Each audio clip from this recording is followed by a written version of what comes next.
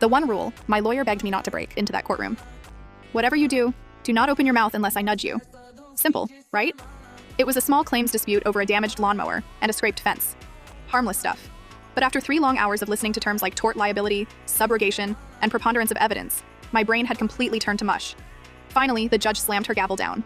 She leaned forward, looked straight at the defendant, and said, "I am ordering you to pay the plaintiff $750. $750 I felt a huge wave of relief. Then, the judge turned her eyes over to me. "Mr. Miller, do you understand this judgment?" I smiled proudly. "Yes, Your Honor." "Do you have any final questions before we adjourn?" My lawyer leaned in, whispering through gritted teeth, "Please, do not." I completely ignored him. I leaned right into the microphone, pointed a finger at the defendant, and asked, "So, do I take the cash now, or are you going to Venmo me in the parking lot?" The room went dead silent. My lawyer slowly lowered his head into his hands. The defendant stared at me like I had 2 heads. And then, it happened. The bailiff by the door let out a snort. The court reporter stopped typing, covering her face as her shoulders shook with laughter. Even the judge had to bite her lip, trying desperately to keep a straight face. She cleared her throat, leaned into her mic, and said, "Mr. Miller, a check will be mailed by the clerk.